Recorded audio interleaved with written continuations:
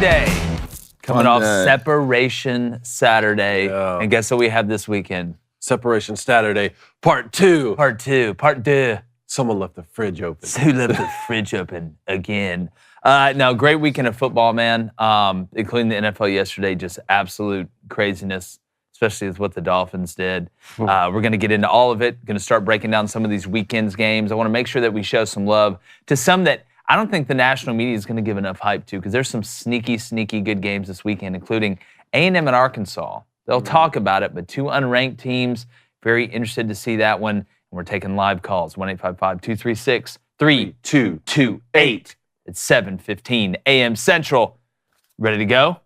Let's do it. Monday fun day. Number 9 ranked Oregon dismantles Colorado 42-6, and I've got receipts for days. The Miami Dolphins score 70 points against the Broncos, and we're going to preview both the Monday Night Football matchups coming tonight. I'm Jay Crane, and welcome to Crane & Company.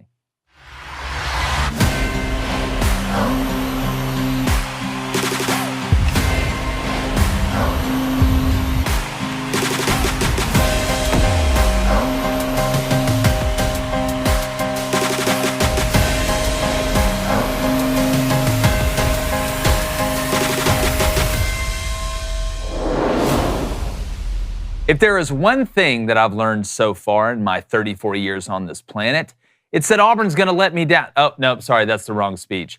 It's that a lot of people don't understand that two things can be true at once.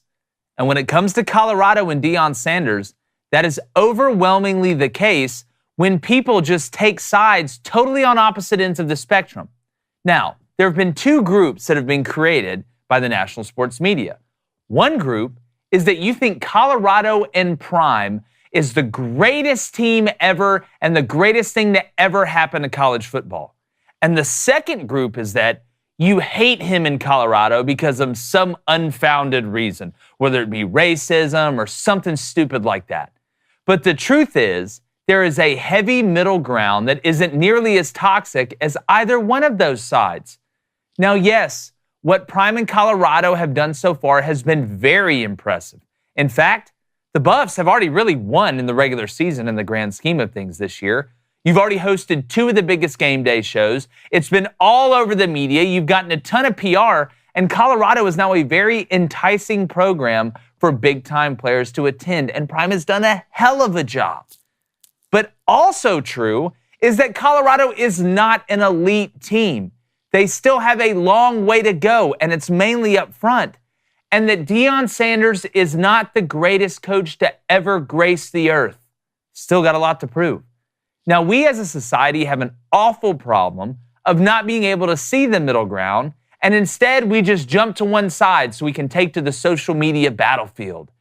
It also doesn't help when prominent sports media members overhype a certain side to a degree that it actually leaves you questioning if they even watch college football. Now, most people don't hate Prime. They don't hate Colorado. What they do hate is the obvious overhype that got exposed this past weekend. They hate that certain narratives constantly get shoved down our throat every second of available airtime during what has been an insane year of college football already. It's been fantastic. We are literally living in the Walking Dead era of casuals since this whole Colorado thing started. Hell, I can't go to my mailbox without having to fight my way through at least 4 casuals. I feel like the guy from The Walking Dead with the mullet and the crossbow. So, let's take a deep breath, all right? Let's enjoy when an underdog comes up for a little bit, but let's also live in reality, because two things can be true at once. And the quicker we all understand that, the better off we all will be. And we're always better off with my co-hosts, David Cohn, former Michigan quarterback, my brother, former Western State Colorado wide receiver. And guys, it kind of got drawn out into the open in a minute. I've got a couple receipts after tweeting out a clip from an actual mainstream media sports show, which I can't believe it was actually said. But, David, do you think the hype train finally slows down a little bit now and that people will actually put their swords away so we can move on? Well, it certainly will slow down a little bit after a loss like that, but I still feel like Deion Sanders is playing with house money. For sure. I mean, the surprising part was not getting blown out by Oregon. I thought that we said that was going to happen all summer long. The surprising part was being able to beat TCU and be able to beat Nebraska the way that they did. Like, that's what was really exciting. And I've never seen anything like this because you have so many people now pulling for a team who aren't fans of that team. It's almost like legitimate Colorado fans are sort of the collateral damage because most people pulling for that team now just happen to be Deion Sanders fans. And yeah, there's just something really weird about it because it's not like he's the first Hall of Fame player to then turn into a coach. We said Eddie George is like coaching an HBCU school. We hadn't heard that much about it at all. It's not like he's the first black head coach to have success at the Power 5 level. Even at Colorado, Mel Tucker won 5 games there, took off to Michigan State. Wasn't anything like this. It is just the Deion Sanders effect. Like, he is a PR machine, man. He's like navigated his brand like this his entire career. But if you live by the PR machine, sometimes you die by the PR machine, like in a situation like this. But like, he came out, like, he owned it. Like what I said yesterday, you should look at this Oregon team that just demolished you on the other side and aspire to be what they've been able to build, right? Like, that would be a great situation to be in. And next year, with all the players that you return, like, he's riding 5 players basically right now. If you return those guys and then at every other position, you're able to recruit not just at the high school level, but in the transfer portal now and get depth on that roster in a year where Colorado is moving to the Big 12 and Texas and Oklahoma are leaving in the same year. Like, you should be building towards next year. But there would be no shame in that, except the messaging has been, no. Next year, Colorado's going to win the Pac-12 this year. Colorado's a national championship contender. Deion Sanders is the best head coach in the country, and then something like that happens, whereas otherwise there would have been no shame in something like this. Yeah, and Blaine, I mean, look, I think Prime has been great. I love the way that I'm not talking about Deion Sanders. Mm-hmm. I'm talking about people in the media and in general, just the casualness that has come out. And the same point, it's created a ton of Colorado fans. Do you think a lot of this overhype has created a bunch of anti-Colorado fans now as well? I would say probably, yeah. I mean, I think it's kind of a double-edged sword when it comes to that. But I think Deion's done, man, he's probably brought a lot of new faces to college football. And it's a good thing. It's a good thing somewhat. So if you are a new fan of college football, if you find yourself watching Colorado, hell, if you find yourself watching football, you probably find yourself watching this show. And if you're watching the show, it's a good thing.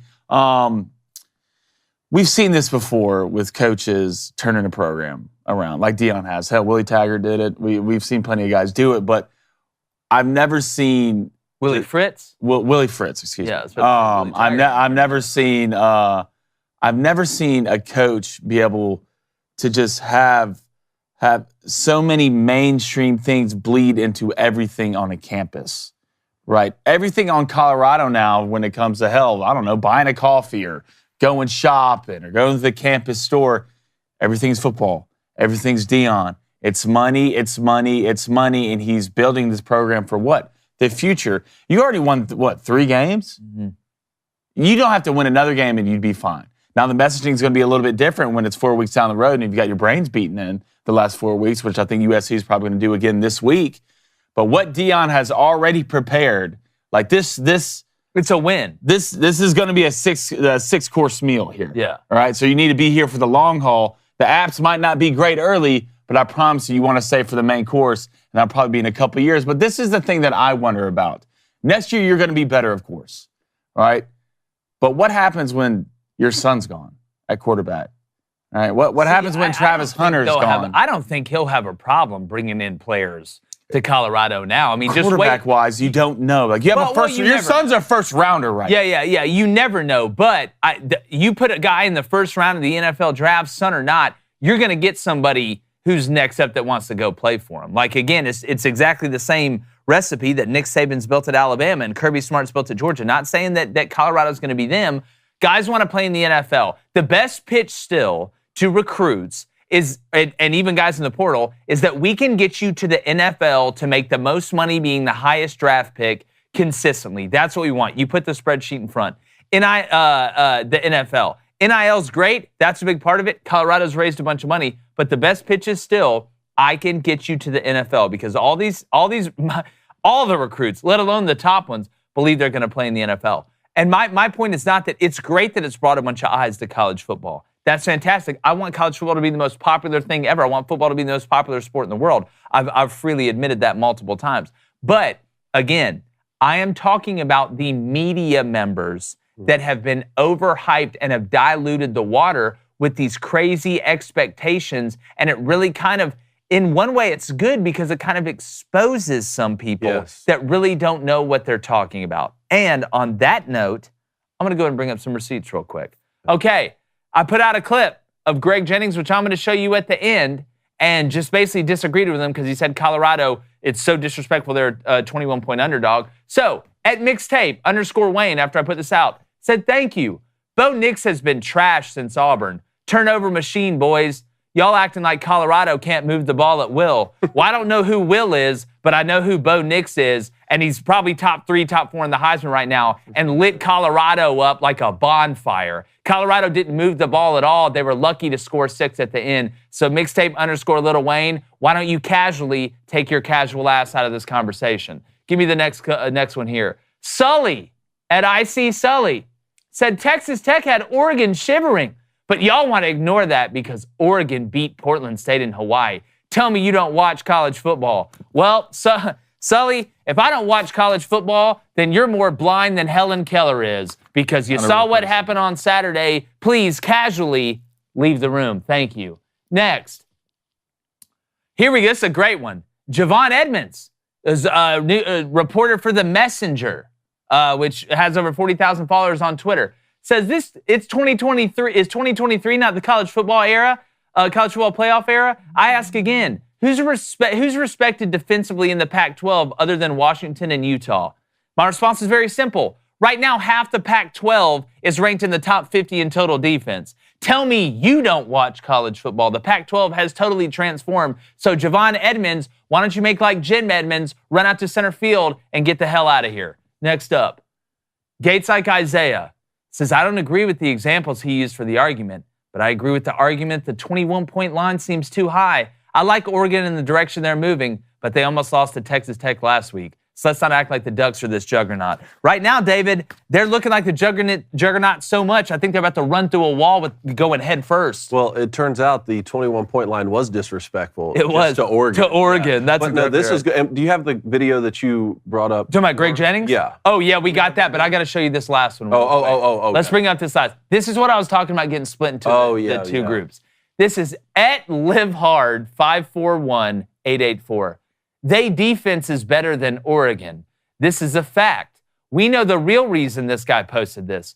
White people waiting to see Deion fall. This has been the narrative that's been created throughout the summer anytime we would point out things, or even when Tom Luginbill was talking about the roster at Colorado like that. And it's one of the things that I don't understand, but I think you hit the nail on the head when you were talking in your open that the problems are less with Deion Sanders and more about some of the people who are coming out like this here. That's exactly. And one of the things I realized, I was trying to think about this last night when we were talking about this topic is some people want to put a chip on their shoulder so badly, they're willing to be disingenuous or tell lies. Oh, without a doubt. I'll give you a great example, man. When we were watching The Last Dance, you remember Michael Jordan talking about some of the defenders who would guard him, and he would say that they said things so that he could put a chip on his shoulder and go score 63 the next night, and then come to find out when a reporter would say, did so-and-so really say that? He'd be like, nah, they never said it. It doesn't matter if they said it or not. I needed to score 63 that night. I needed to be the greatest ever. I needed to win a 6th championship. Michael Jordan needed to do that. And so you're seeing a lot of people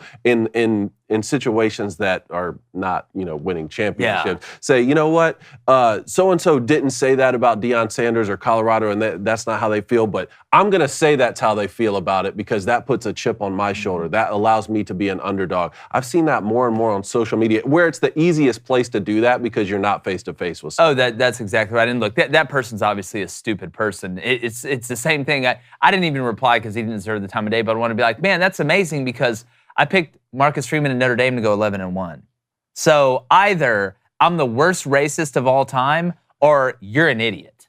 And then you get exposed for being disingenuous. Some people just want to be victims so bad because they want to find an excuse for why their life's not working out the way they wanted it to. It's an excuse. It's a crutch most of the time. But the worst one, and this was what I quoted in the tweet. This is a video clip of first things first which would be the last thing I would watch now after this. And I got a lot of respect for Nick Wright, actually. He kind of looks like kind of got some Geico caveman hair going right here. But this is Greg Jennings, who was a hell of a player in the NFL, but obviously does not watch college football. And this is the best example of the overhyped train the media's created. Let's play it real quick. The question. But right. My point is, like, the fact that has Colorado truly been stopped? I mean, they played better defenses, TCU, and then Nebraska, the big bruising Big Ten type style of defense. Like, they hung up 31 on them. So they've not shown that they can't score against anyone. So we don't look at Oregon or anyone in the Pac-12, like, or Pac-12, as if they're solid on defensively. Why all of a sudden are they 21-point favorites when you got a team that averages 41 points in Colorado? In the Oregon Ducks, they average 46. Like you said, I don't know, Greg. Maybe because they haven't played a team like Oregon yet. Like when you're look, if you believe that Colorado is going to score, that's one thing. But don't use the case of they don't play defense in the Pac-12 or not, when one of the biggest stories in college football right now is the emergence of the physicality of the Pac-12 and that they're actually playing defense. And then you act like TCU has some great defense after they just got hit up for 65 with Cajun fries and a sweet tea, Arnold Palmer lemonade mix the year before. And this team is obviously not even that same team. So it just... And Nebraska played good defense. Nebraska did play good defense. Nebraska was on the field the entire game. But this is good for us. 100% Those are low-resolution narratives from a couple years ago that if you were just taking like the bulletin boards of different conferences, these are the things you would say. But this is good for us. When I say us, I mean us on this show, because I calculated the other day, I'm watching over 30 hours of football per week, which I know to a lot of people that sounds like it's all fun and games, but that's a lot. That takes a toll on our families and our personal lives to watch that many games, college football and the NFL, so that we know what we're talking about. And the second that a narrative changes or that we thought something was going to happen, but now it's looking like it's different, we come on here and say that. You can only do that if you're actually watching the games and seeing what's going on. That's true. There's a nuance to watching it. You got to get a feel for it. What's up with Nick's hair, man? I don't know. Looks like he's in 47 Ronin. Never a doubt. Like I'm gonna come in there pouring hot water over his hand. And I think Nick's... No, Nick does a great job. He's got a haircut, dude. You look ridiculous. But like nobody pushes back. Like there's no way I think I could ever be on like one of those first things first. Because I'd be like, wait a minute. Wait, what? Greg? Skip! What? Skip! you tripping, Skip. Oh, I'd be like, no, Greg, like, hold on, let me hold your hand like a 5-year-old in Walmart. Just go watch Utah and Florida, that Utah and Florida game, and close your eyes and listen to the first quarter of them hitting and tell me no one plays defense. Yeah, that's exactly right. Stick to the NFL, Greg. You do know that. But another thing we do know is that we have a lot on our schedules. There's a lot all of us have to do every day, especially if you're running the kids around, prepping for the holidays. Halloween's right around the corner. Thanksgiving's right around the corner. But the good news is you can take one big thing off your plate by putting great meat on your plate with Good Ranchers. All right, Good Ranchers, they have 100% American sourced beef, chicken, pork, and now wild-caught seafood, and it's wildly good. We have Good Ranchers all the time here. We talk about it. I actually got the butcher's box on the way. New York strips, ribeyes. I got the ground beef. I got the chicken. It's a fantastic time. You got the pork box sent to your house? Pork box, and then Friday night we had steaks for dinner, which the best part about having steaks on Friday night is on Saturday morning I get steak and eggs for breakfast. I tell you what, that right there, Yep. That's the special teams of meals, using it to make breakfast the next morning. And right now, they're offering 2 years of free ground beef to anyone who subscribes in the world. That's a $480 value. That's 2 years of free high-quality ground beef and a locked-in price. So go to goodranchers.com today and use our code BOOSTER, and you'll get an additional $25 off and that free ground beef for 2 years. This is not a joke. This is not a drill. Remember, subscribe to any box to lock in your price on America's best meat for 2 whole years. That's goodranchers.com. Use our code BOOSTER, BOOSTER. That's over $500 in savings. Subscribe to Good Ranchers. American meat delivered. We've got calls, 1-855-236-3228, coming up at 7:15 a.m. Central, 8:15 a.m. Eastern. Let's get to the Booster Club quickly before we get to right or wrong. All right, let's go to Chase Mills. We all know what I've been doing my entire life. He says, it's funny to see Colorado fans now just say they lost because they didn't have Travis Hunter. How big of a difference would he have been in that game? Travis Hunter would have been a probably touchdown difference. It could have helped you by a touchdown. But and again, losing him, he plays both ways. I get it. That game was lost because of what you had up front. That had nothing to do with anybody in the skill position. Oregon was able to do whatever they wanted. And the reason Oregon won that game is they could get there with four. It's like we said on the recap. And those four could not only get there, they could make the play when they got there. We've seen other teams send four that got picked up, or when they got there, Shadur would make them miss, extend the play inside or outside the pocket, find one of their very talented skill position players for a big play. And then defensively, Oregon, it wasn't as much ground and pound. There was a lot of screen game on the outside because Colorado was trying to heavy up the box, but Oregon was able to have their way, create how they wanted to. I'm watching them run now screens on 4th and 2, just ballsy stuff into where the numbers were even. But Colorado, we knew it was going to happen because it was going to happen up front because that's where the game's won and lost. Let's go to Q Smo. Jimbo says, yes or no, Deion Sanders is named Coach of the Year if Colorado makes a bowl game, regardless if they win that game or not. If Colorado makes a bowl game, I have no problem with Deion Sanders being named Coach of the Year. I've got absolutely no problem with it. It would be quite the feat, which to me, to do it, I think they're going to beat Stanford. I think they need to sweep both of the Arizona schools. Yeah, and Arizona, we saw just squeak by Stanford this past weekend, but that's not going to be easy. I'm going to take the over. All right, let's go to Dakota Blackburn. Hashtag Ask the Boys. I think this was the best weekend of football I've watched in a long time. I thought Milroe stepped up and was impressed by FSU. That was a game they lose 10 out of 10 times in years past. Yeah, we're going to get to that in right and wrong, too. It was separation Saturday, and it did not disappoint, especially Notre Dame, Ohio State. I mean, hell, what else? What more can you ask for from a college football game?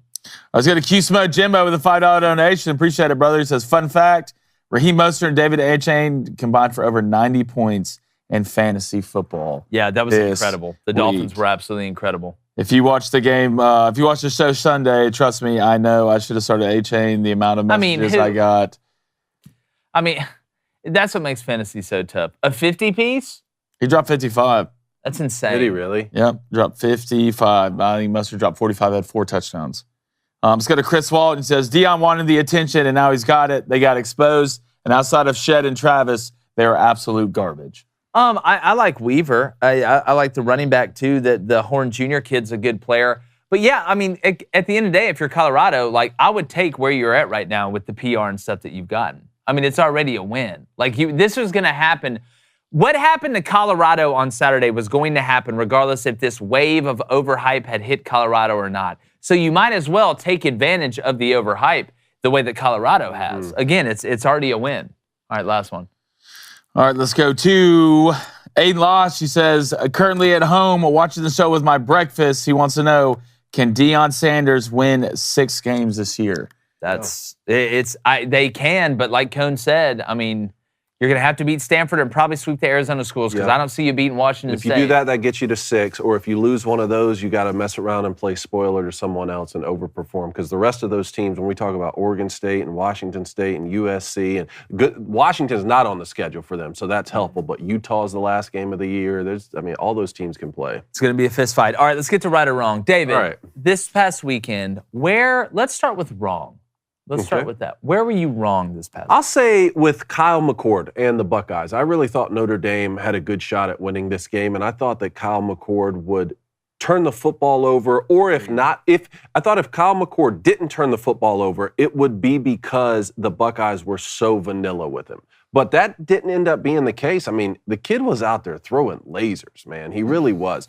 21 of 37, 240 through the air. Didn't end up throwing any touchdowns, but more importantly, didn't throw any picks. Now, if DJ Brown intercepts that ball at the end of the game for Notre Dame to ice the win, then we're having a different conversation. But that wouldn't take away from the way that Kyle McCord played, because what I was looking for Notre Dame is, how are you going to mix up pressures against him, a young quarterback? And they did it beautifully. I mean, Notre Dame on the first 3rd down, they rush 3, drop 8. Kyle McCord hit a big pass. There were times on third down where they brought the house, cover 0, cover 1, man coverage, that sort of stuff. Kyle McCord stood in there, made the right read, hit his receivers, and it wasn't even like just throwing the ball up and hoping that one of these, all-world wide receivers like Marvin Harrison Jr. goes and makes a play. He was getting Cade Stover involved. He was hitting backs out of the backfield. All of that stuff I thought was very impressive for him, and to go on the road.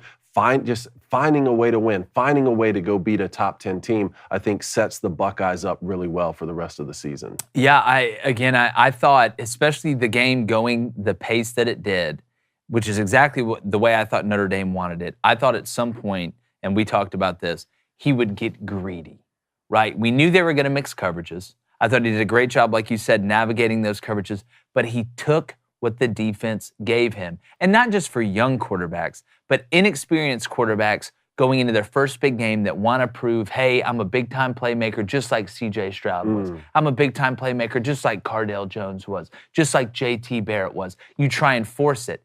He did get away with a couple, but look, they don't talk about the ones you got away with. They talk about the ones you didn't get away with. But I thought him letting the game come to him was such a mature sign of his development. And that's a form of toughness. Like Ryan Day talked, toughness isn't just running over a safety when you get a chance or being a leader on the sideline when it's not doing good. It's not trying to do too much in situations that could really, really hurt your team. Because, of course, Kyle McCord wanted to throw for 400 yards and 4 touchdowns. But that's not the way the game dictated. Notre Dame kept everything in front, just like we thought they would. But I was just very impressed by the way he handled himself. Obviously you're super disappointed if you're a Notre Dame fan, but I was very surprised by that because you don't see that. I think you have to give kudos to Coach Day, too, the way he called the game. I thought he didn't hit the gas too much, but I definitely don't think he dipped his toe in. I thought he called the game around Kyle to where he didn't have to go win it, but he wasn't going to put in a situation where he's going to lose it. So I think give for Coach Day. He said he wanted to call the game like Georgia. He did in the playoffs, and I thought he called it a lot more aggressive. It made me think Kyle McCord will be a multi-year starter. For sure. Without a doubt. If you're an Ohio State fan, you're Speaking about Ryan Day, do we have the clip? Because people were talking about the Lou Holtz clip and what Ryan Day said after the game. Oh, yes. I want to get y'all's thoughts. Do we have this cut together so that both the statements are there? Run this. All right. Can you guys play it? Notre Dame is a better football team than Ohio State. Love hearing that. Please, Coach. And let me tell you why. We have the best offensive line in the country. Sam Hartman won't even get his jersey dirty all year. He has time to throw the football. The offensive line, we have great running back. Esteem is averaging about 10 yards a carry. We have great receivers. So offensively, we're set. Defensively, our defensive line's better. And you look at Coach Day, and I coached at Ohio State under Woody Hayes. We won the national championship when I was there. That's right. So I'm proud of that. However, he has lost to Alabama, Georgia, Clemson, Michigan twice, and everybody that beats him does so because they're more physical than Ohio State. I'd like to know where Lou Holtz is right now. What he said about our team, I cannot believe. This is a tough team right here. We're proud to be from Ohio, and it's always been Ohio against the world. And it'll continue to be Ohio against the world. But I'll tell you what, I love those kids, and we got a tough team. Doesn't Ryan Day's voice not match his body? I'm taking Coach Day in that fight. By the way, did y'all hear what Lou Holtz said? Y'all hear what Lou Holtz said after? Oh, after tell me. hearing this? Play the music. This is leaked audio. Everybody close your eyes out there, unless you're driving. Now listen. I seen what Ryan Day said about me. He like questioned my toughness. Question my ability to understand what I'm looking at. University of Notre Dame, Sam Hartman, he had clean jersey on Saturday night. He had the cleanest jersey on Saturday night. They did get the job done. And I got to say, Ryan Day, listen, I like Ryan Day. He's done a real good job at Ohio State lately. But I tell you what, Ryan Day, you question my toughness, I will beat your ass, Ryan. Just like I used to do Mark May. College game day final. So don't mistake the kindness for weakness, Ryan, all day. I may look funny sitting in this chair, but I will stand up and power slap you into infinity, Ryan Day. This is Notre Dame, 11-1 comeback, college football player, Ohio State, that 7th game, go win that 7th game, because they're more Made that go. God, Touchdown. lucky. God, lucky. Oh man, Brian Day. All right, where I was wrong. Oh, dude. They need to set like Somebody limits. got upset that I did a Lou Holtz impression on Sunday, Well, so I just someone had gets to do upset it about today everything. because I don't care. It's like They I need didn't to have- appreciate it. They need Like, to have listen, like Maddie, age not limits. Maddie, Booster Maddie. They need to but have like come on, age Maddie. limits like Congress. Like you can't be like certain age and be put Love on Lou TV. I love Lou Being an Holtz. ageist. Like no, dude. Like Oh. Lou and Lee, it's getting close. All right, where I was wrong. Clemson, just in general. 2 losses already. Had you guys playing Florida State in the ACC championship, but losing. Had Florida State winning the ACC championship. And it wasn't like it didn't play a bad game. You just you kind of blew it at the end a little bit. But I want to make sure and give enough credit to Florida State. Florida State ended up winning the game. I thought they did. They hung around in a tough environment when Clemson had to have it. The magic's gone.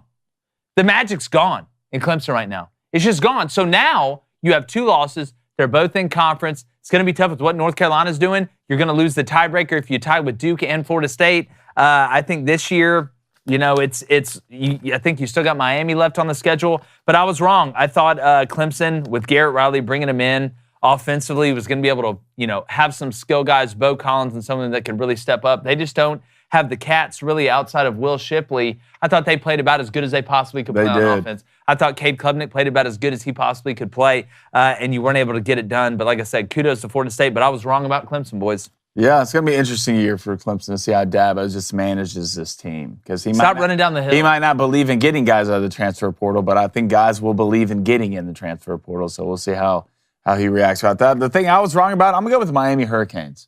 I said Miami was a year away, but the more I watch this team, the more I like them. I mean, Van Dyke just the entire summer was in a sabbatical, didn't use social media, was in a cave somewhere in Peru, so which is great, and I believe in that. But you look at the team they have. I mean, you got Restrepo. I mean, Jim Tam Laundry. He looks like he's Jersey Shore all the way. Can touch him in a phone booth. Fist pumping all the way. You have Jacoby George, who's an absolute problem as an NFL receiver. And the biggest thing is you've seen what they've done up front. And when it comes to the ACC, and if you can start winning up front, you can start winning a lot of football games. And their defense is kind of starting to play like the old school Miami. Like their safeties, 6'3" dreads with a gold grill. When I look at Miami, that's what I want. He's coming downhill. He's going to be a second-round draft pick. You have a first-round draft pick up from a defensive line. I mean, you have Clemson, but Clemson doesn't look the same. You have Florida State, no North Carolina, I believe. And you can win one of those 2 games. I mean, Miami can be a real problem to the ACC and maybe later in the college football playoff if you see the depth that they're starting to show up and just the job Coach Cristobal has done. And they're sneaky. Yeah. They're still, as much as Miami can find to the red, and you're talking about that Miami swag. It's like LSU, right? It's like Florida State.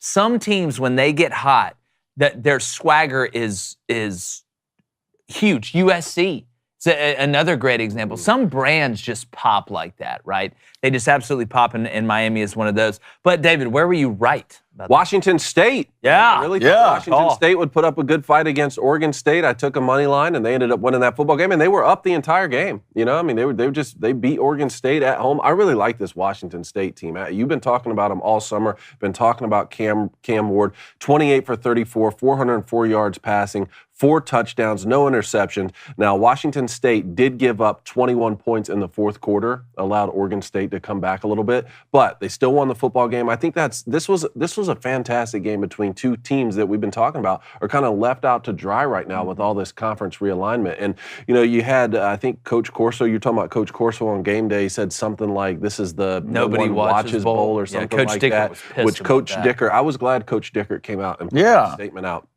and said, look, why don't you come here and have a conversation about how this realignment is hurting college football and how the networks like ESPN just, you know, wanting to look out for themselves rather than the athletes and the programs is actually hurting college football. So it was a huge win for Washington State. And to be honest with you, I don't think it's a fluke. I don't see them stopping. They're either going to play spoiler to a lot of these teams in the Pac-12 as this conference cannibalizes themselves out of the playoff, which I'm hoping it doesn't because they have so many great teams, or they'll just keep on winning and have postseason aspirations themselves. Yeah, well, and too, I thought it was so impressive. Cam Ward is unbelievable. You know, we talked about David Pollock, brought it up too. By the way, shout out Pollock. Only game he missed was the Notre Dame game, and that came down to the last play. Me and him were talking back and forth during that game. Just a great weekend of college football. So shout out to DP. If you haven't checked that out, if you love football, love it getting broken down in the real way, make sure you check out the Saturday Game Day special from last week. But Washington State's top receiver goes out in the first quarter. Josh Kelly comes in. All right, we can talk about Cam Warden. He was fantastic. Catches 3 touchdowns. First one, one-handed. All right, it was just absolutely disgusting. Dude was making plays all over the field. That kind of got him going, kind of got him revved up. But Washington State, are they the most balanced team in the country? No, but they're high-flying with Cam Ward. I think they're balanced on offense. I love his dual-threat ability. If he can hold on to the ball, because he's put the ball on the ground a decent amount this year, I'm telling you, this kid's name's going to start percolating in that Heisman race. You're going to keep hearing it and keep hearing it because he's going to keep having opportunities. But when it comes to Oregon State, we talked about this. DJU, 17-34, a touchdown and interception. Right? DJU is a little bit worse Will Howard. That's what he is still to me right now, because early on in this year, Oregon State was looking really good. We talked about them, how physical they are. I still believe they're physical. You just ran into a buzzsaw in Pullman. You can ask Luke Fickell in Wisconsin about that. But at the end of the day, DJU had tighter windows he had to throw through in this game. They weren't just able to run play action, and guys are just running in wide open spaces on the over and down the field and off the boot and off waggle, or they could just line up and run it and get 8 yards a carry, and it wasn't a problem. DJU got tested for the first time this year, all right, in a big game. And guess what? 50% completion percentage, 17-34, overall 64 quarterback rating, didn't get it done. Not saying DJU's a bad player, but I don't think he's that much different than the guy that was at Clemson, because I've seen you get tested one time. You can do good on all the pop quizzes, all right? You can do good on all the take-home tests that you get to look at the study guide for to prepare you for the midterm and the final. But eventually, that first big test is going to come up, and we got to see if you can pass it or not. And I know they scored 35 points. A lot of it was on the ground. What DJU did on the ground was impressive. But when it comes down to being able to throw the ball in tight windows when it matters, DJU still looks like DJU to me. And now they're going up against a team this weekend in Utah, right, that they do have at home. Is Cam Rising going to play? We don't know that yet. And if he doesn't play, I think Oregon State's going to win this game, because I think it's going to be low scoring. Better matchup. I think it's a better matchup. I think it's going to be a little bit slower, right? But if Cam Rising doesn't play, watching Nate Johnson play quarterback, the whole playbook's not open for him from a pass standpoint. We've seen, Barnes in the past. Cam Rising, even if he does play, how much is he going to be able to run? This Oregon State defense, like I said, you ran into a buzzsaw in Pullman. How much is Cam Rising and the OC and Whittingham going to be able to run him effectively in this game against that Oregon State team? Because he's missed 4 games now, 5 games, whatever it is. So now you want to get him for the end of the year in the meat of the schedule. But I think Oregon State's going to come back. I think that defense is going to be pissed off. It's going to cause a couple turnovers, because I'm assuming Nate Johnson's starting until he's not. I'm not. No more questions with Cam Rising. But the more I look at this Oregon State-Utah game, the more I like Oregon, even though I love Utah's defense. Brant Keithy isn't back yet, but this is one of the many really good sneaky matchups we have this weekend. Yeah, Wazoo, their receivers are smart too, man. Yeah. They're just a high IQ Dicker football does a really team. good job. High IQ football team. Your Oregon State, you can't give up over 400 yards in the air. What I was right about, which I'm not happy about, but it's Auburn's quarterback room. Peyton Thorne's a miss. He's been a miss since the day one he came over to Auburn. Love the kid. I heard he's a great guy, but he's not a good quarterback. And right now, you have decisions to make if you're Hugh Freeze of what you're going to do for the rest of the season, because Saturday just didn't get any easier because the Georgia Bulldogs are about to roll into town, and they're probably, if not, one of the best teams in the nation. So what do you do if you're Auburn?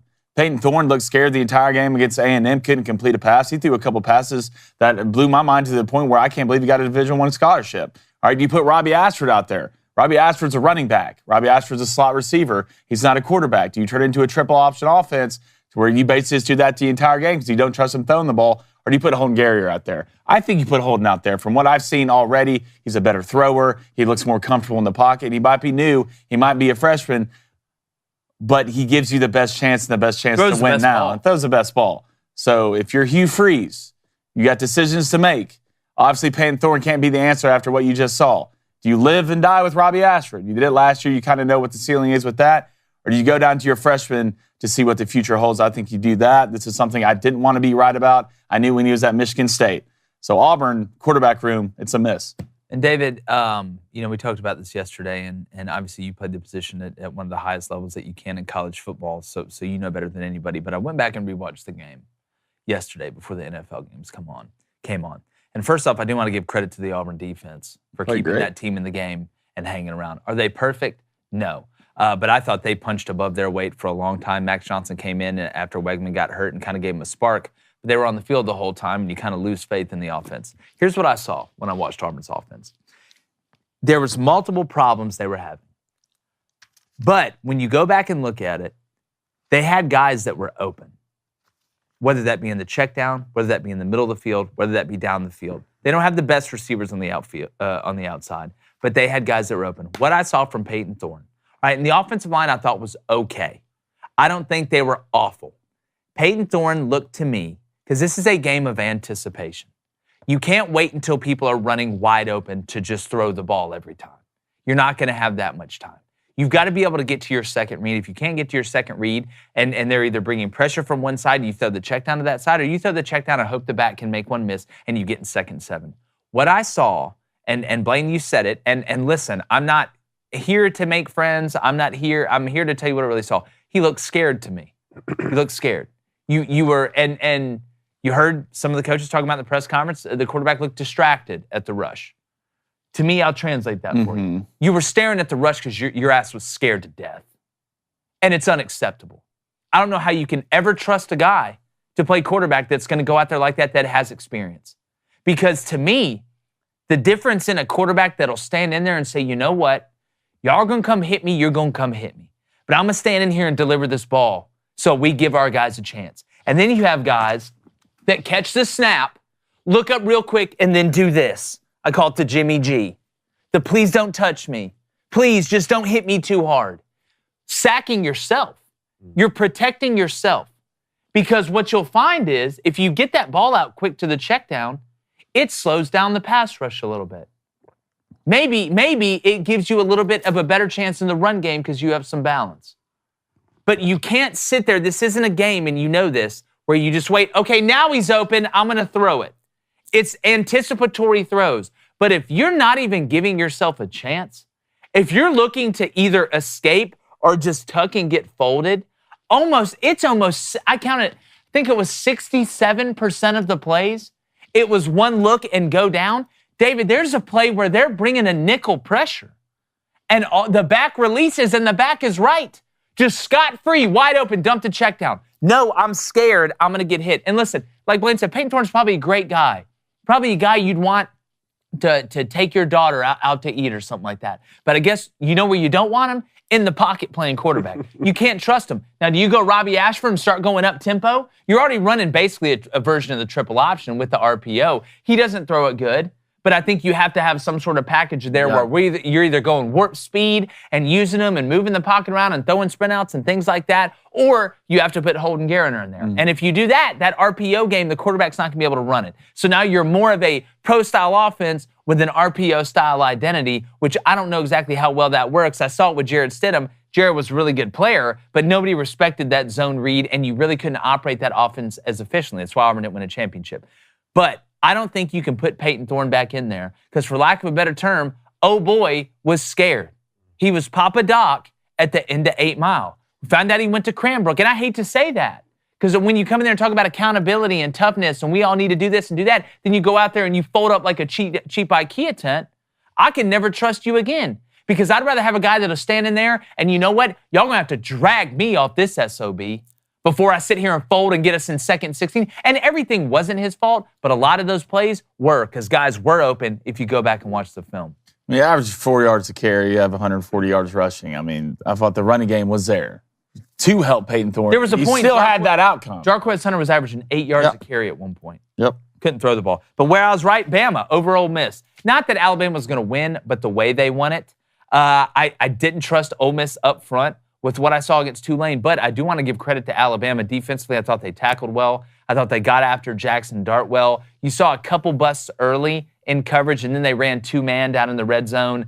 Didn't stunt the front. Nick Saban talked about that was a miscue by the coaching staff calling that, and Jackson Dart was able to run it up the middle. But Bama did look better. My question to you, David, is do you think the offense that Bama ran against Ole Miss was tailored enough to Jalen No. Milroe's strength? It was the exact same thing, wasn't it? I was saying this the entire game, and it was a tale of two halves where the second half, yes, Alabama came out and did better, and their offensive line played a little better, and you ended up beating, this is a good Ole Miss team, so congratulations on a great win. But no, Tommy Rees refuses to tailor this offense to Jalen Milroe's strengths. Again, how many three-step dropbacks did we see? 5 and a hitch step dropbacks. What happened on the one? They don't move him in the pocket. All right, there's that, occasionally you'll see this, sprint out, roll out, spider to Y banana, Q power occasionally type stuff. But I'm talking about, I would be doing that stuff almost every play. It's sort of like the game plan when we were shocked at Nebraska with Jeff Sims against Colorado. I would have been running Q power every single play until they stopped. Do you worry though, if you do that, and I agree with you, there's got to be a semblance in there.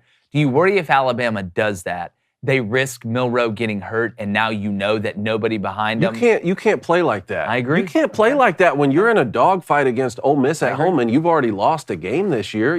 Now, one of the things that people will push back on is sometimes Jalen Milroe will take 3 and a hitch in a pocket and throw the most beautiful throw you've ever seen in your life, and it's a 45-yard touchdown pass. So people are like, see, that is a strength that he has. And I'm not saying that obviously, I'm not saying he can't throw the ball because he has an incredible arm, and he's proven to be accurate down the field. He's proven to be able to make the right reads, too. I'm just saying that when you have a quarterback that can take off at any time the way that he can and is a strong runner, is a fast runner, and he seems to throw well on the move. I haven't been able to see whether or not because they want him in the pocket so much. Those are the types of things that I would be doing, and I think that would help the run game up. That would help open up the run game and allow the offensive line a little bit of relief when you do want to pound the ball in the second half. But a lot of Alabama fans were coming out on Twitter and saying, no, the offensive line was great in the second half and giving me rushing stats and all this kind of stuff. And I just thought, man, that has the standard at Alabama fallen to where, the offensive line playing a bit better from a disastrous first half that I saw against an Ole Miss team that really got pushed around in the trenches by even Tulane. Like, that can't be the new standard, because when LSU comes to town and you're going to play other teams like Arkansas just gave LSU all they could handle, or let's say you do find yourself in the SEC championship and you're playing a team like Georgia or even beyond in the college football playoff, like that kind of play is just not going to be good enough. Well, we know, like you said, the standard at Alabama is so high. It's a championship standard there, and it's if Alabama's not perfect, then it's a problem, which is a great thing to have, and it's kind of a catch-22. There's some good, there's some bad, right? But no, I'm with you. I think they got to continue to tailor it more to them. But it's one they had to have, and man, Saban just owns Kiffin. Just absolutely owns Kiffin. But all right. Speaking about owning, Shopify, when it comes to commerce and resource development for people who are starting podcasts and businesses, they own the whole space, and they should. Because when you have a great product, you need a great company to help sell it, which is why you need Shopify, the all-in-one commerce platform for starting, running, and growing your business. They make it easy to sell to anyone from anywhere.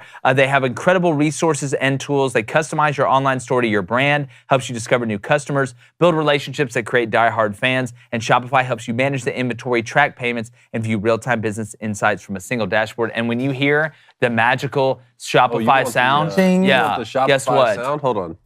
That's you becoming Richard, like your name should be richer. Again, people ask me all the time, Jake, I just started a podcast, did this, did that. I need somebody to help me because it's a lot more. It's just like when you start a business you're going to put in a strip mall. It's typically a lot more than what you thought. You're not just selling shoes, right? There's a lot of stuff going into it. Shopify is an absolute must-have, and you can sign up for $1 per month trial at shopify.com/Crane. That's shopify.com/Crane, CRAIN, to start selling online today. Shopify.com/Crane, CRAIN, and also go buy some of our merch. We got some great new ideas we want to put in there. We're working on some new designs. We're going to put the link in the chat. Go grab some. We're almost out, so once that's done, we can put brand new stuff in there. That's the best way to support the show. We love y'all donating in the chat, and we appreciate that. But go buy some merch. That'd be absolutely fantastic. All right, David, I want to get in the NFL recap here in 1 second, but I got to go to the Booster Club chat and see what's up. Let's go to Devin21 with the $5 donation. Appreciate it, Dev. Says, please explain to me how UW starting defense hold their opponents to under 20 points. It's not worthy of your trust. Cal scored 20 of their 32 points on backups. Yes, but eventually over the course of time, backups have to play with attrition. The reason is because I don't think Washington, and look, Boise State, that was a good win against the Boise State team we saw go on the road and beat San Diego State. It's not that I don't think Washington is a really good team. I think they're a really good football team. Michael Penix can have a chance to win the Heisman. I'm looking at them compared to when they have to play a team that can just control the ground game, keep Michael Penix and them off the field, slow it down, and turn it into we're going to wait you out. That's what I worry about. I got to see Washington be able to stop the run against somebody that can legitimately run it. And the best part about the Pac-12 right now is we're going to get to find that out multiple times this year. There won't be any questions at the end of the year with the Pac-12 whether they can be physical enough to stop a balanced team or be balanced themselves. So it's not that I don't trust Washington. It's that I'm not 100% sold they're a championship caliber contender. Well, you guys know how much I love Washington. I had them in my college football playoff, and we're going to find out week 7 they play Oregon, and they get them at home. And then listen to this last 4-game stretch for Washington. USC on the road, Utah at home, Oregon State on the road, Washington State at home. Yeah, we're going to find out. We're going to find out. And if you like what you just found out, make sure you hit that subscribe button. Hit that like button as well. Drop a comment in the chat. What else we got? All right, Cole Frink, $2 donation. LeBron is mid, MJ's a GOAT, and go Pac, go. A lot of Pac-12 fans You showing come up. back. We're about to get an NFL before we get to calls. Let's go to Alex Raffiti with the $50 dono. Alex dropping the bag on us. I love it. Morning, good morning to you, sir. Sunburnt Buckeye can't call in today, but Sam Hartman looks like the Geico caveman. Wasn't that win beautiful? No, but it looked better than those god-awful green unis, and your coaches made worse decisions than Steve-O in the 2000s. That's all I got to say. I love it. Great donut, dude. Alex, like thanks, those buddy. uniforms. Congratulations. I just think it was so impressive that Ohio State won that way. What are we talking about? The best teams can win in multiple ways. We know they can win a track meet. Yeah. They can strap it up and win 50-45 if they have to, but, I mean, you can win 17-14. Right, by the way, so glad I got it at 3.5. Thank God. Makes 2 of us. Let's go to Chris Hogan with the $5 donation. Hulk's son. Says, whose son? The Hulk. Yeah, I know.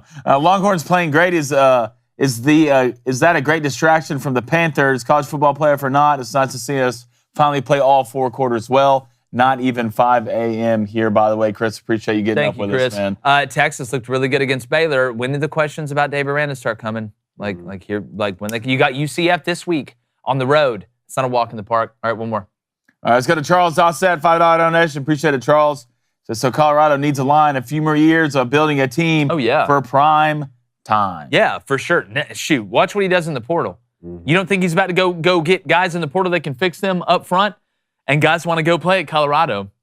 They want that shine. They want that spotlight. They want that NIL. Colorado's going to be fine up front. All right, we're going to get to calls here in about 8-9 minutes, but let's get to a little NFL recap this weekend, David. Miami Dolphins put up 70 points and 700 yards of offense. I mean, it would just take too long to talk about all the records they broke. But franchise record in scoring and the most points since 1966. I've never seen this. Yeah. Have you ever seen it? Can you remember anything? The whole state of Colorado this week just wasn't good. It got bad. Wasn't good at all. Yeah. I mean, if you're the Broncos, I mean, this is a tough one to come back from. Do you see Garrett Bowles' interview? They were like, they went to interview him, like, man, are you all right? Whatever. He's like, no. It's like, I've been here 7 years and all we've done is lost. It's embarrassing. Who said that? Garrett Bowles, offensive lineman for the Broncos, was a heck of a player at Utah, I believe. It is embarrassing. Sean Payton can get as upset as he wants in the post-game. This is so embarrassing. You almost have to fire somebody. Like, that's how. Like there's times for performance and then stuff that happens off the field, sometimes you've got to fire somebody. And if you're Vance Joseph, 70, and look, it was from the jump. Tyreek took that first over. Oh. And you knew early watching this game. But, it was just, I've never seen anything like this in the NFL. Now, it got crazy at the end, but two players had 4 touchdowns? A piece? Mostert had 4? A-Chain had 4? A-Chain. Here's the question. Dolphins. Could they be one of the greatest offenses ever in the history? Tua at one point, I think he was 15 for 15. You talk about 17, I think. 17 to 17. You talk about dialed in. I'm telling you right now. And again, what's the question always with the Dolphins? Can he stay healthy? Can he stay healthy? Offensive line's protecting him right now. Jiu-jitsu but too does is this say different, more about the Broncos or does it say more about the Dolphins? I think it says more about the Dolphins. I think this is one of the best offenses we've ever seen. Mike McDaniel, man. But first of all, I think Tyreek Hill is unguardable. Yeah. He's unguardable. Yeah. At some point, you're going to have to put 3 people on the play. I do want to let everybody know, apparently the phone lines are down right now. They're working on them. But if for some reason we can't get to it today, we're for dag, I'm sure, going to get to them tomorrow. So I'll let you know if they're able to work here. But if you're trying to call in and there's something wrong with it, that's why. Let me tell you why this looks especially bad for Denver, because last season, as bad as it was, that defense was still really good, right? Like what we kept saying was, what is happening with Russell Wilson? This isn't the Russell Wilson we know, and then Nathaniel Hackett took all the blame, and Russell was taking the blame, but that defense still kept them in a lot of football games. Yeah. You bring in Sean Payton to fix that side of the football, right? To rekindle some magic from Russell Wilson's early days in the NFL, and then you give up 70 points. I mean, that's that shocks me. It's not like you don't have players over there. I mean, you have one of the best corners, in the country, Patrick Surtain. I mean, you have a great defensive line. 70 points, and trust me, I was playing against Tua in fantasy this week. It didn't stop. He put up. They stopped. He put up 30-something. 30 plus. You got to think a lot of it was on they took Tua out halfway, a little more than halfway in the third. Really, the Dolphins probably could have dropped 100. A-Chain on the look. I don't want to talk about it, man. 4-3-2. I drafted him too. Drafted him too and cut him. Yes, I want to let everybody know we're not going to be able to take calls today. There's a technical problem, but we will have this fixed by tomorrow. I know a lot of people were planning on calling in today, so we apologize for that.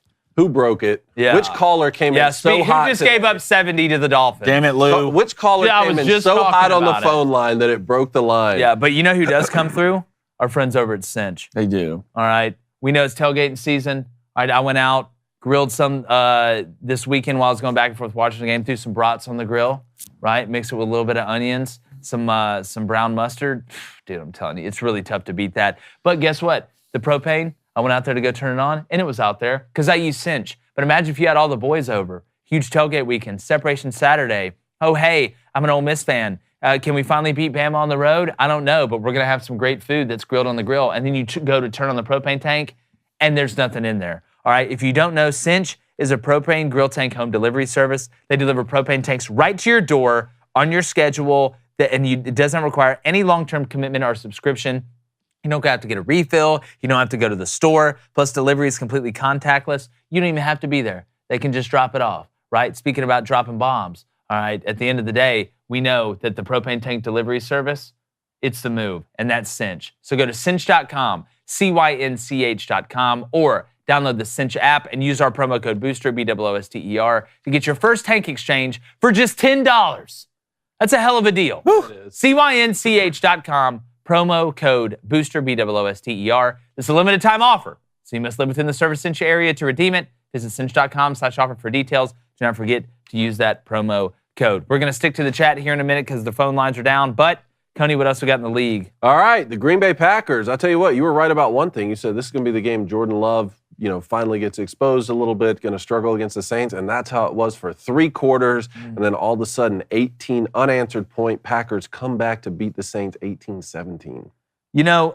Derek Carr went down third quarter in this game. Jameis came in. I didn't think he was terrible.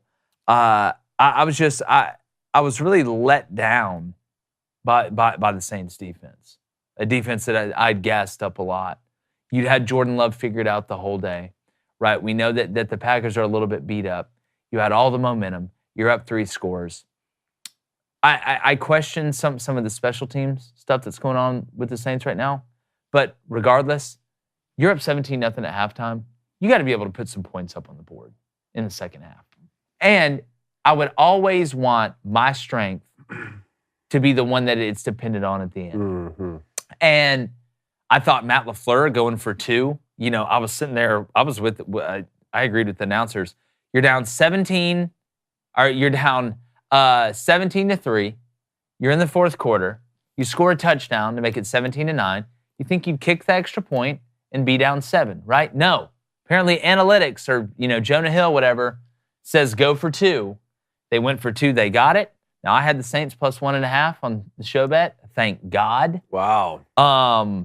But I was just very let down that the Saints gave up those 2 drives, especially the one at the end. When you hang your hat on defense, when that's even with Derek Carr and Olave and these other guys, I was surprised they weren't. But there's a lot of blame to go for the offense too. You got to be able to put some points on the board in the second half. 1.5, huh? 1.5. That's great. I had a money line. Look, I almost did it. I'm going to come out and say it.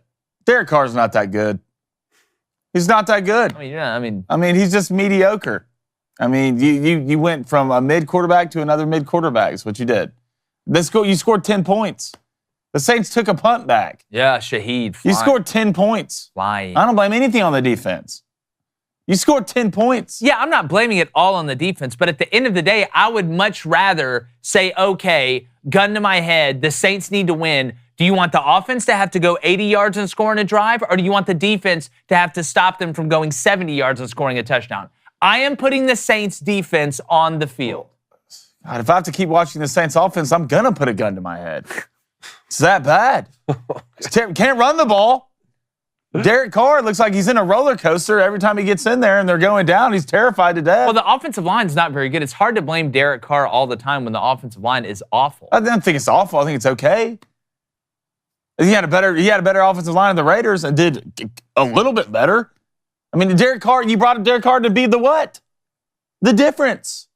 Right? That's what you've been missing. So you've got no Derek run Carr. game. You've got no run game, and the offensive line is just okay in pass protection, and it's all Derek Carr's. Yeah, because you have Michael Thomas and Chris Olave. He does always have an elite wide receiver. You have Michael Thomas and Chris Olave. I don't want to hear Give me an nothing. offensive line in a run game. Fair enough. All right, I'll go out there with Pat Fryermuth and Charlie Jones. Hey, don't disrespect Charlie like that. No, I'm not disrespecting him or Fryermuth. They're over there just churning their own butter. Titans and Browns, man. Only the Tennessee Titans can make the Cleveland Browns look like just world beaters. This is why I said during the NFL preview on Sunday, I was like, don't trust it. Titans just did something good, beat the Chargers at home. They're going to fall apart this next game. And boy, did they. Boy, I will say, I thought Deshaun did look a little bit better fundamentally. Not great, but I mean, he's not jumping every time he throws it or don't make a joke. Every time we bring Deshaun up, there's got to be a joke. No, there's not. Yes. Dude. Like, he rubbed me the I didn't wrong even say way. anything. Or, you made the joke. No. I can feel it. I've known you your whole life. But no, look, it was a nice win for the Browns. That defense, man. Whew. Myles Garrett, God almighty. He knows what's happening before the offense. Did y'all see Myles running around because they had two blockers following him the whole game? Yeah. He'd switch sides really quick. Dude, I'm just telling you, like that man is a menace. Mm-hmm. A menace. Also, Nick Chubb got a good, looking like next season's a legitimate possibility with what they got back from the last test they did on his knee. Okay, so good. happy to hear that. Good. All right. We had the Lions beat the Falcons 20-6. Yep. Attaboy, Jared. I want to talk about Gumball this, smuggler. Shovel face. Chargers-Vikings game. Vikings now 0-3. And the Chargers going for it on 4th and 1 there in the short field, giving the Vikings every opportunity to win this football game. Listen, say what you want, but every time I look over that, I think it's Pete Buttigieg on the sideline. He looks like Stuart Little to me. Yeah, he does. He just looks like Pete. But I'm sitting there watching that game. It just goes against everything you've ever been taught, like from a football standpoint. Like there's no way you go for that there, and then you don't get it, and you still win the game. So now you're going to do it again. Like it's just slowly becoming acceptable.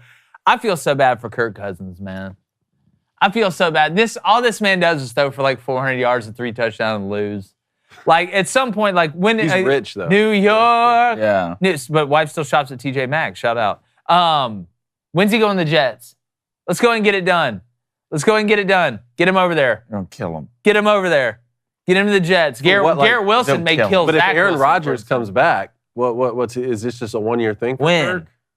When's Aaron Rodgers coming back? They said next year. Yeah. I talked to Aaron on our daily Achilles tear meeting group. Yeah. You're in that Zoom meeting? Yeah. I don't know if he's coming back. Bills look good, man. 37-3 over the Redskins. Dude. Man, Texans. C.J. Stroud's out here breaking records. First quarterback in NFL history with over 900 passing yards, 4 touchdowns, no interceptions in his first 3 Is he games. gonna be the best quarterback in this draft? 37-17. Not that I'm sleeping over on the Braggs. Jags. I'm not What happened to the Jags? I'm not trying to point fingers, Dude. but Doug, you're a problem right now. Doug? It's bad. It's You go bad blame right Doug, now. huh? Ever Trevor since you cut your son, it's been bad vibes. Trevor isn't looking. Trevor, it feels like he's reverting back to old Trevor Lawrence, where now he's trying to force it. I blame Dabo. Why? Clemson plays bad. Trevor plays bad. You think they're connected? I do. Yeah, the Avatar Like situation. those 2 twins the sports books have under the hotel. in Las Vegas? It affects Trevor. But like, what's when he wrong with the plays. Jags for real? Defense playing really bad. Really bad. But, I mean, the offense, again, like, the offense can't get anything going. I don't know. It's just, the pieces that you add, you look good early. Yeah. You let a fullback, Calvin Ridley? fullback return a kick for a touchdown. Oh, I watched it. Two things I've never seen. I've never Good seen for him, a though. team score 70 in the NFL, and I've never seen a fullback run. He was rolling. He was rolling, but he was rolling. But y'all don't have anybody. No, it's bad right now. It's bad right now. And you added great. Etienne looked okay. Your defense looks garbage. I'm telling you. In Houston, I think Houston's a little bit underrated. D'Amico. I think they are, but they're not 20 points better than the Jags. Hell no. I don't know what's going on, but Doug, don't make me come in there and fix it. As somebody that is in a survivor pool that survived. There you go, Seahawks. I picked the Seahawks to win, and I know we're going to get to the Cowboys in a second, but you had the Texans beat the Jags. That's going to knock some out. The Colts beat the Ravens. Yep. I think some people took the Ravens there. And then the Cowboys go down. I haven't picked the Chiefs. I haven't picked the Eagles. I haven't picked the Niners. I haven't picked the Cowboys. I haven't picked the Dolphins. And the Niners host the Cardinals next weekend. I looked at Reed, my wife, last night, and she was like, all right, what teams do you have left? I was like, a lot that have a lot of big trust. Big trust. Big trust. Talk about the Colts, man. Gardner Minshew, 22-19 in overtime over the Ravens. Some missed calls at the end, though, which really was unfortunate for the Ravens. I guess Justin Tucker's done, huh? Man, a 61-yarder at the end. Guess he's done, yeah. Can't hit a 61-yarder. I'm watching Toby Gay from the Colts get up here and hit like a 70-yarder with his eyes closed. And then they had another chance at a 61-yarder Matt overtime, Gay? but they punted it. They punted a 61-yarder. I was like, damn, Justin is like that. Well, like That's how automatic he's become. I drafted but like you're short on a 61-yarder. So then the next time you get a chance to kick 61-yarder, I'm putting it. Yeah, that's what they did. No, I'm like, hey, Justin, hit it farther. I'll say, like, it felt like the Ravens like had this game won like 3 times. Like you had the safety, 100%. But I will say Gardner Minshew. You know who Gardner Minshew? He's the Jamie Moyer. He's Cam Rising. No, he's the Jamie He's Cam Moyer. Rising. Listen. He's the Jamie Moyer of the NFL. If you don't remember who Jamie Moyer was, he's a pitcher in the major leagues for a long time. Pitched for the Phillies and the Mariners. He's not a knuckleball pitcher. Up there throwing like 86 fastball, like, but just hitting his spots. Could just lob it up there good enough and had enough pitches, right? Could just do weird stuff good enough. Not a knuckleballer. He's not out there just throwing just this crazy and like screwballs, like he's some Korean pitcher with 35 pitches. Like you're like, how's this guy in the league? And he does good. I'm like, there'd be times I'm like, Jamie Moyer went 7 innings and struck out 9. Up there throwing jelly beans. Like, I watched Gardner Minshew play. I'm watching, like, he threw the one out to give him the first down in field goal range. I'm like this is like me throwing it. Like, that ball hung in the air forever. Good for him. I'm watching Lamar. I love it. I'm watching Lamar. I'm just like, not worth. What? Not worth. The way LeBron's been playing this year, not worth. He's not worth the money. Bad. I thought he kept him in the game. No, I thought, like, you got to be better in the pocket. You got no OBJ. Bateman's out. You're not going to have OBJ. You got who do you got? Yeah, Zay Flowers and Mark Andrews. Okay, that's 2. Two's enough. You can take away 2 in the league. Mark Andrews looks old. I will not take Mark Andrews. I got him on my team. Slander. He looks on this old, show. man. He's not making those plays in the red zone no more. Lamar ain't throwing the ball. You got Zay Flowers, and now they're just in love. I'd be in love with Zay Flowers, too. I'm in love with Mark Andrews. Big body, box out position. Why don't you look right at the camera? I'm super goth for Mark Andrews right now. You're Matt? Yeah, I'm Matt goth. Well, speaking about that, the Chiefs just dismantled the Bears. Bears money line. Taylor Swift was in attendance. I guess the rumors are true. I got to talk about this. I'm glad Kelsey got him a touchdown. We got to talk about this. Yeah. All right. Like, first things first. Like, I'm happy for you, bro. You know what I'm saying? That's your thing. I'm happy for you. But if I was your bro, all right, this is the only thing I'd be worried about. All right. There's certain, like, in relationships, sometimes you get vulnerable in relationships, and you tell your girlfriend, wife, whatever it is, you know, some vulnerable thing that you don't tell people. We know what you're saying. And then, like, maybe y'all break up, she'll go tell some people, whatever, you can live with that. But if you do that here, all right, and you maybe had too many to drink one night and, you know, tell Taylor some really personal stuff, and then you break up. Yeah. And next thing you know, It lives forever. next thing you know, She's like, there's- Travis. Travis is watching your family eat Yeah. dinner from outside. Like, I don't know, like, It's on the #1 hit. yeah, song. it's like, Oh, it's she's a like, dangerous Travis. game you're playing, Travis. Travis, remember it's summer camp. Like, You dropped that ball in the playoffs, you Travis. cried in my hands that Yeah. night, and we both died inside. Like, it's just, you're playing a dangerous game, buddy. You are, man. Good for him, man. Here's what I'm gonna say. Took though. his shot. You know. I love it. No. I don't know. I'm trying to. I'm just following, and I'm not a conspiracy theorist, but like, all of a sudden, Travis Kelce, you're in the Pfizer commercial. Now you're dating Taylor Swift. I don't know. Informant? A lot of weird stuff. I don't know. Illuminati? Yeah. I don't know. Whatever fit he was wearing in that video after the game. The white and the blue. Looked like he went to a Blue Man group. In the Yeah, front no. row. I just got thought, too close to Yeah. the stage. I just Yeah. thought maybe he just like it was just like a mass murder of. Just be careful, man. You know what I'm saying? Be Like, careful, Be man. careful. Be careful. It's not, you're not. There's the a lot, problem, it's like- me. I bet like the amount of Swifties that are, oh God. They've already Oh. been coming out of the They're probably at his house. Yeah. For sure. Man, all right, 41-10. But quickly, though, the Cowboys lost to the Cardinals. Yeah. The Cowboys lost to the Cardinals. Trash cans. yesterday, I should've known. 28-6. How should've many times known. do I have to say? I should have known. How many times? And look, I don't enjoy that. I don't hate. Like I said, I don't hate the Cowboys. People are like, oh, Jake, you hate the Cowboys. No, I don't. I'm not like one of these guys like Skip or Stephen A. that legitimately hates the Cowboys. I don't. I just don't trust them, and I don't trust Dak. Now, was that game all Dak's fault? The reason they lost? No, the defense got shredded by Josh Dobbs, who's somehow, building rockets and also running offenses at the same time. You lose to the Cardinals? To the Cardinals? Yeah. I mean, you talking about they showed up not ready to play that game. Mhm. If you watch, not ready to play.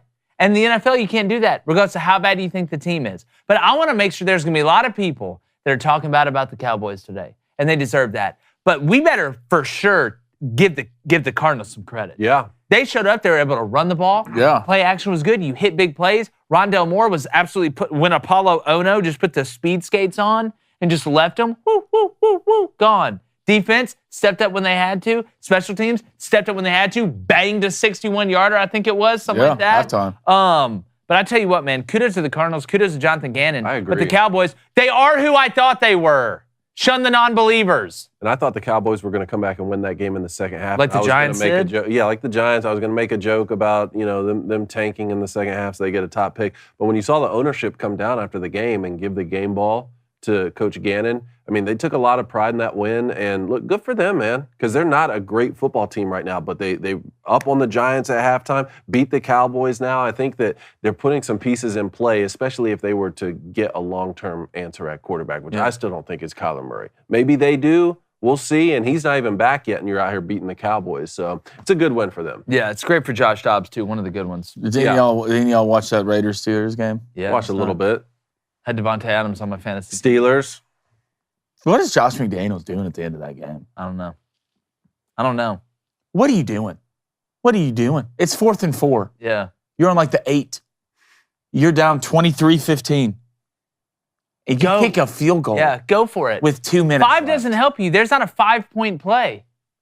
What analytics tell you to do that? Like, at what point do you just look and be like, no, I'm going for Well, it's not like the Steelers have this elaborate offense that you have no chance to stop either. I know they hit some plays last night. Calvin Austin hit the big one early. I love Najee. Kenny Pickett's got a lot of witch in him, but like it just, I agree. I don't know. Sometimes it's to the point now where I'm like, I think NFL coaches are just like robots. just trying new things. It's like, what? It's like Matt LaFleur. It's like, well, we're down 14. We scored the first touchdown. They say to go for 2 when you're down 14 after you score the first touchdown. Who says that? Makes me think. They keep saying let me they. just go Who coach. is they? I need to go coach for a couple seasons. But who is they though? Is there like is it like iRobot where there's just some chick that's like, listen, I've crunched the numbers from thousands of games. You need to go for 2. Like I don't. Who is they? Tell me who they is. Like the High Council of Analytic Football Decision Making. Like I don't understand. I don't get it. All right, chat. Yes. Let's go to Joseph Lavelle with a $5 donation. Joseph, thank you. Says Lou was completely wrong. I believe unbiasedly as I can get that Ohio State did not get pushed around in that game. No. This is the most physical team I've seen since 2019. Well, that would give me the most hope if I was Ohio State, is that you won a game against a team that is built around physicality, that wants to slow the game down, that's not going to hit a ton of explosives. So, look, I mean, yes, you got to feel good about it if you're an Ohio State fan. I would agree. This is one of the most Defense physical. looks good. Yeah. All right, let's go to Sergeant Saggy Nips, the $5 donation. What's up, Sergeant? Of course. So he's not going to lie. I thought Michigan was in trouble after that Rutgers first drive. Yeah, it's Rutgers, though. It's a long game, brother. It's Long Rutgers. game. All right, let's go to Jeremy Brandt with a $5 donation. Shout out my friend Rusty Pelican, who's covering from the Gophers' collapse at Northwestern. Listen, I don't want to talk about it. hey, it cost me, in the grand scheme of things, $1,800. I had a 17-leg parlay. 17 legs. Minnesota, if they won, I'd hit it. $10 to win $1,400. And I had another 8-leg parlay.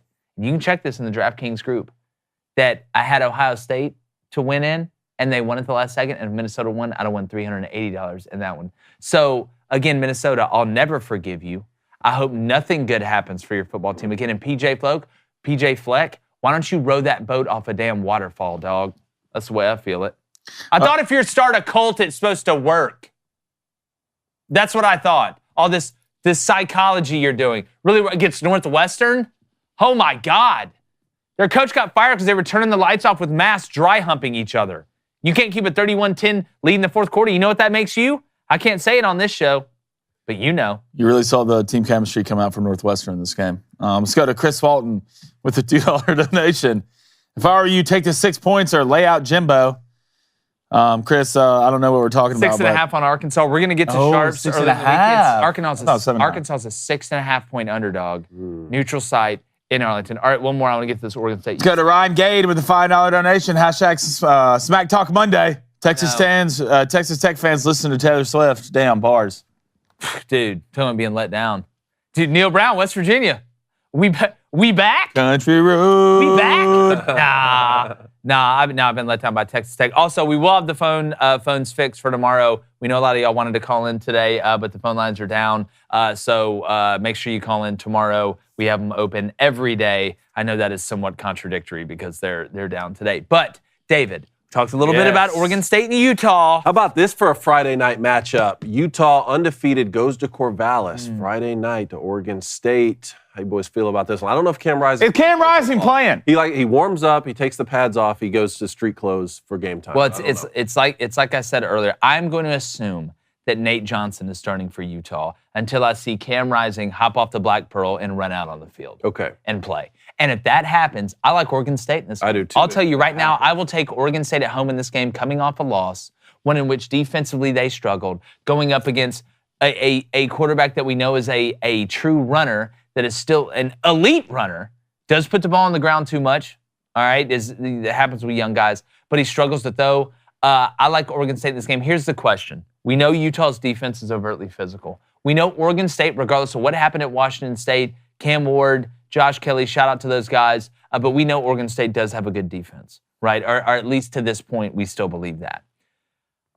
The question now becomes, can DJU and that offense score enough points to be able to let Oregon State play free on defense and not keep this a one-score game where Utah hangs around, makes one big play at the end, and wins the game, right? You saw UCLA, even though Utah won, they won that game, just hung around, and Florida hung around until they pulled away late. But when I look at DJU, like I said earlier, Cone, I still do not trust him to make those tight window throws in big games.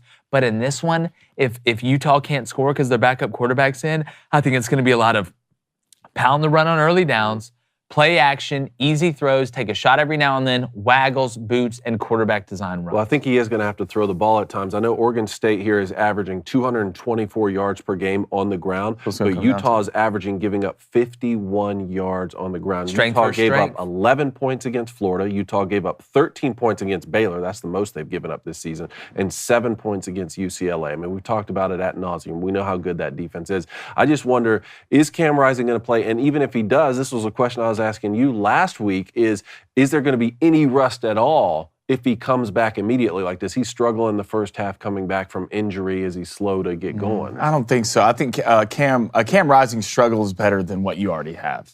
I feel like Cam, it's riding a bike. It might take a couple drives. But this game is such an interesting matchup because, one, obviously, a lot of things are going to dictate who wins the line of scrimmage in this game. Is going to result in the outcome. If Cam plays, I like Utah. I think Cam gives Utah the versatility from a passing standpoint to come in and win that game.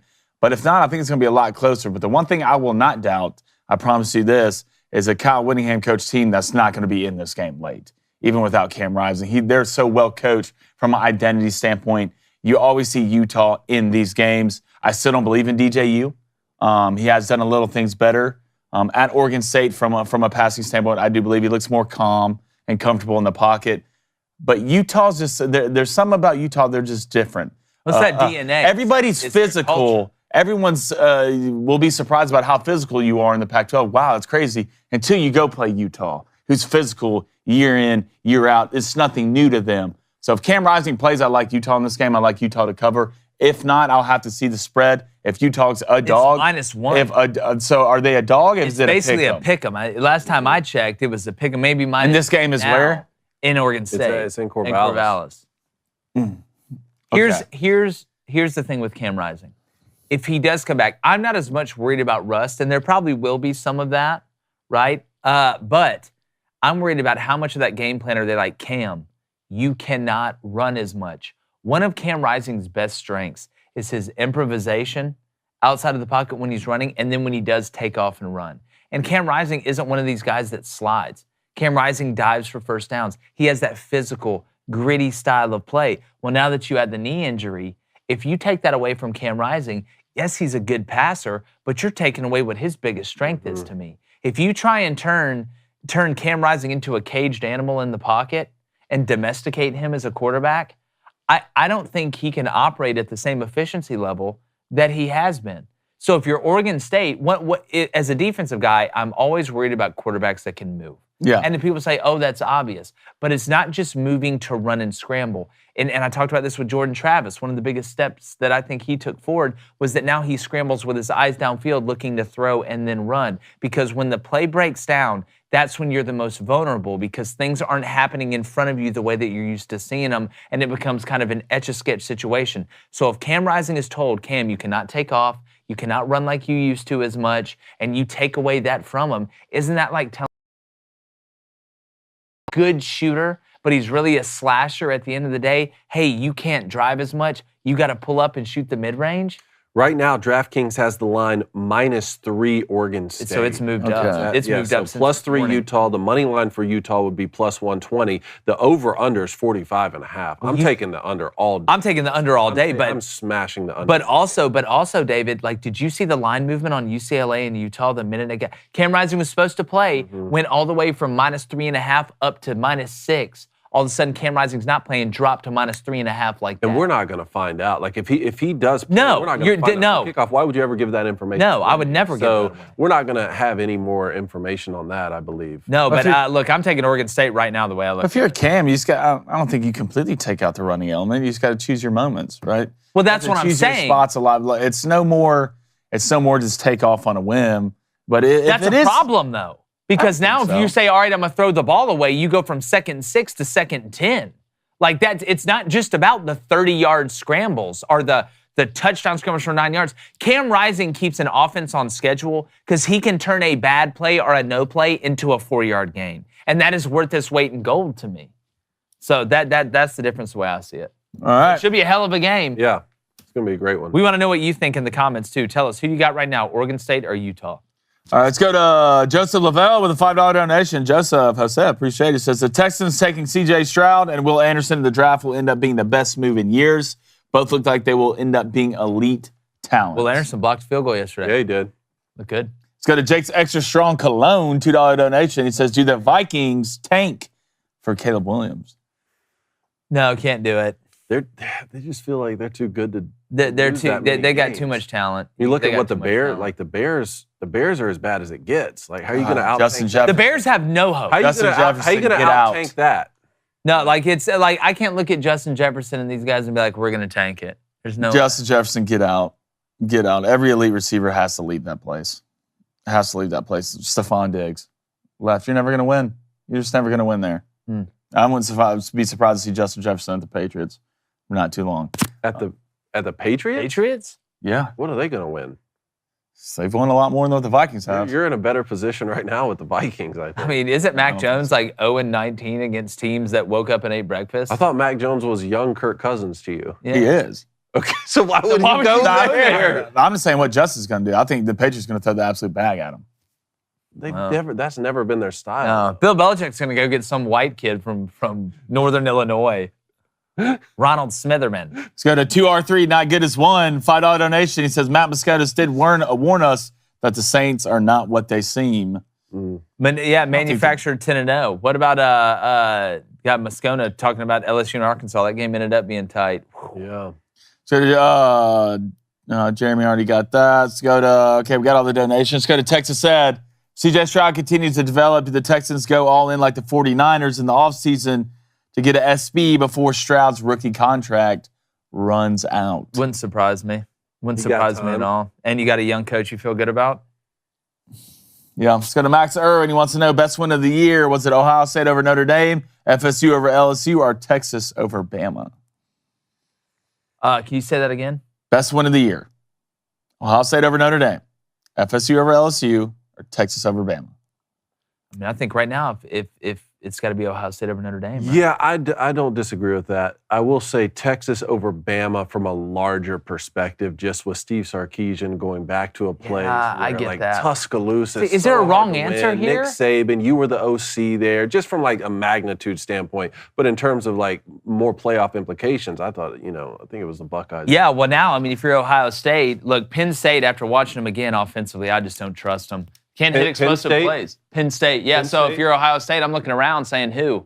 Outside of Michigan. And you get them at home, too. Yeah, I mean, it just is what it is. All right, let's get to bets. Having a great month so far. Got some Monday Night Football tonight. I'm going to take the Bucs +5. I think the Eagles win. I like that. But I think Baker Mayfield and that defense step up. Eagles looked a little bit sluggish offensively, but they are undefeated. That's what Philly does until they get to the championship, and then they blow it regardless of sport. Then Rams, Bengals. I like the over tonight.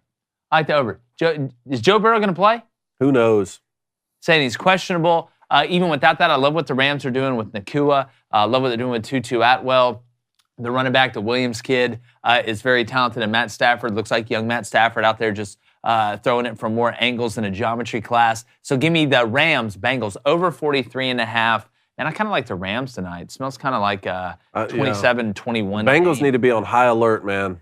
High alert with the Rams coming to town. They don't want to go 0-3. I'm going to take the Rams TTP over 20.5. That's -112. Like and then give me the Eagles and Bucks under 45, -110. All right, give me Jalen Hurts anytime touchdown +115. Just can't wait to see QB sneak. You know how we live, baby. Give me Stafford with the over 247 yards. Stafford is absolutely slinging the pill, especially with those receivers. I think Tutu Atwell is going to have a big That's bet. without Cooper Kupp.